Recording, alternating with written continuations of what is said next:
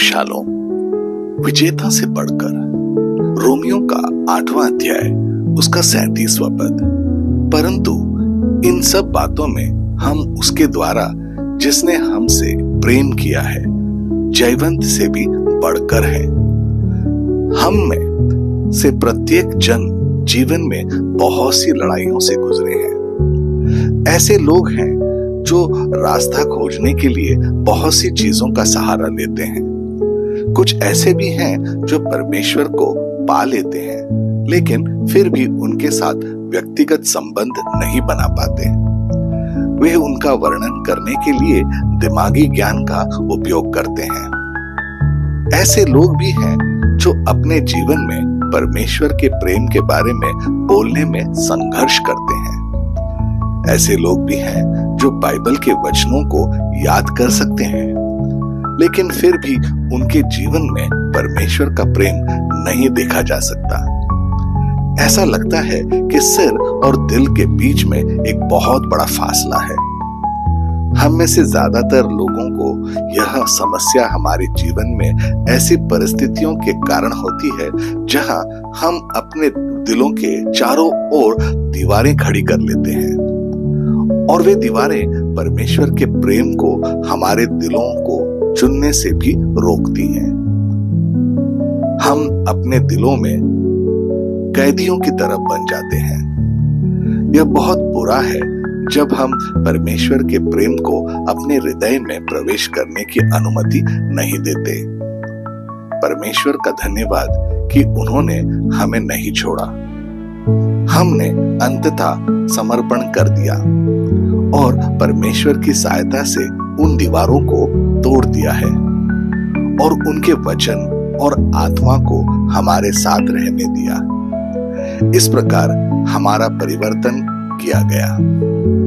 हमारा परमेश्वर प्रेम का परमेश्वर है और प्रेरित पौलुस ने इसका सही वर्णन किया था। जब कुछ भी हमें यीशु मसीह में परमेश्वर के प्रेम से अलग नहीं कर सकता है। जैसे हम परमेश्वर के प्रेम में बढ़ते हैं, हम समझने लगते हैं कि विजेता से बढ़कर जीवन जीने का क्या अर्थ है। परमेश्वर के प्रेम से घिरे होने के कारण हम पूरी तरह से सुरक्षित हैं। हमें उस प्रेम को जानने की आवश्यकता है, यह जानने की कि जीवन की इस यात्रा में हम चाहे जिस भी स्थिति का सामना करें, यीशु हमारे साथ है। उनका प्रेम हमें थामे रखता है, उनकी अच्छाई हमें सहारा देती है, उनकी कृपा हमें ढांकती है। वे वह सब कुछ है जिसकी हमें आवश्यकता है। यदि हमने अपना जीवन परमेश्वर को समर्पित कर दिया है तो इस जीवन में कुछ भी हमें परमेश्वर के प्रेम से अलग नहीं कर सकता। यीशु ने यूहन्ना के 10वें अध्याय उसके 28वें कहा है, और मैं उन्हें अनंत जीवन देता हूं और वे कभी नाश नहीं होंगे और कोई उन्हें मेरे हाथ से नहीं छीन लेगा। वह हमें रखता है और हमें कभी जाने नहीं देगा। न केवल वह हमें सुरक्षित रखता है बल्कि वे हमें अपने प्रेम में लपेट लेता है। उसके प्रेम में हम इस संसार द्वारा हमारे विरुद्ध लाए गए किसी भी संकट पर विजय प्राप्त कर सकते हैं और क्लेश या संकट, यौन उत्पीड़न या अकाल या नग्नता या संकट का तलवार के बीच में भी हम मसीह के द्वारा विजेता से बढ़कर हैं। हम सभी को उस व्यक्ति को जानने के लिए बुलाया गया है जिसने हमें बुलाया है और उस पर विश्वास करने के लिए ताकि हम जी सकें। यह हमारे लिए क्या रहा है?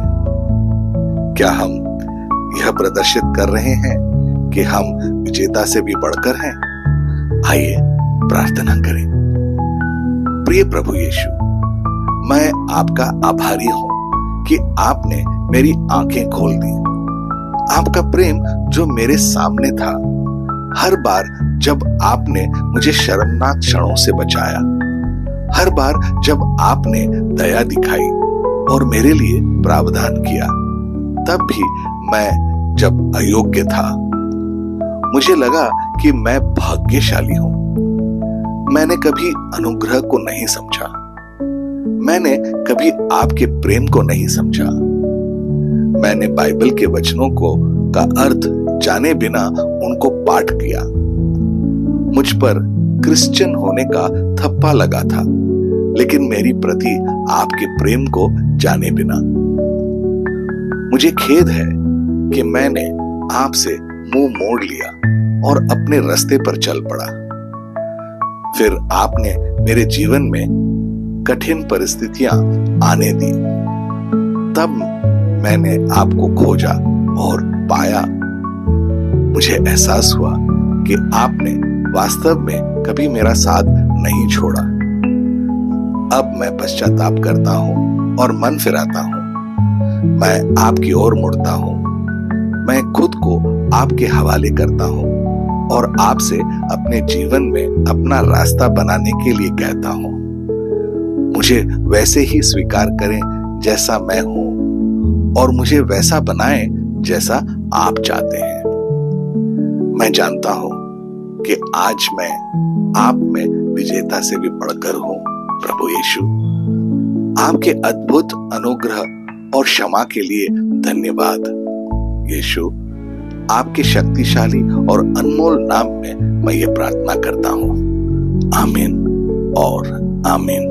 अपनी दिन की शुरुआत प्रभु यीशु से करें। सब्सक्राइब कीजिए, नोटिफिकेशंस ऑन रखिए और ये दैनिक भक्ति आपको रोज मिलेगी। धन्यवाद।